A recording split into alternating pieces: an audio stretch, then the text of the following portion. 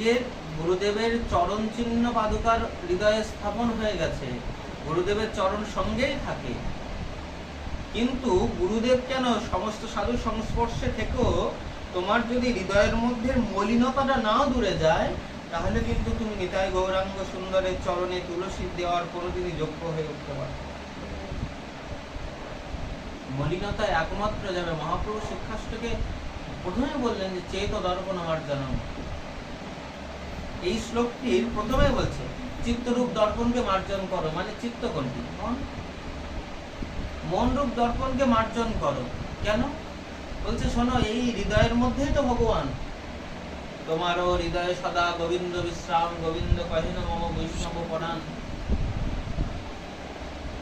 গোবিন্দ বলছে আমার প্রাণ বৈষ্ণব, আবার বৈষ্ণবগণের হৃদয়ে ভগবান। দুইজন কিন্তু অভেদ। বৈষ্ণবের হৃদয়ে ভগবান, ভগবানের হৃদয়ে বৈষ্ণব।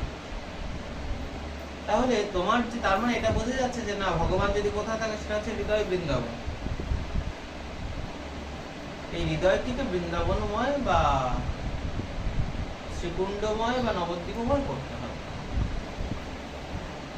কিন্তু আমাদের কায়াটা একটা কথা বলছে, বাক্যটা একটা কথা বলছে, মন একটা কথা বলছে, তাদের কিন্তু কোনোদিনও সম্পূর্ণ হবে না।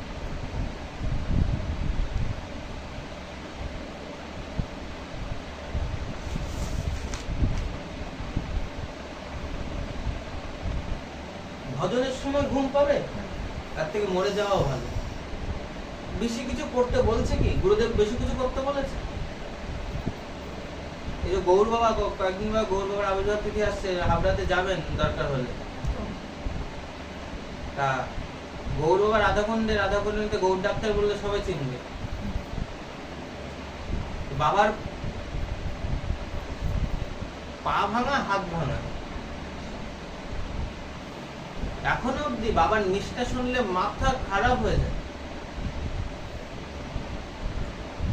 বাবার সঙ্গ হয়েছে, বাবার বয়স কম করে 70-এর উপরে তো গেছেই।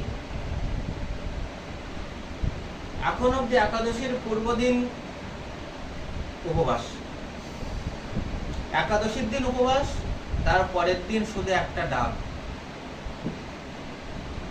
এত কিছু করতে বলছে আপনাদের কি? কেউ কিচ্ছু করতে বলছে? একাদশী দিন ফল পান, শাকার পান, যা পান পান। আপনাদের শুধু বলা হচ্ছে যে শোনেন, একটু হরিকথা শ্রবণ করেন, ভগবানের চরণে তুলসী দিয়ে কিছু ভোজন করেন, আর কি একটু কয়েক মালা ঘোরাতে হয়, মালা ঘোরান।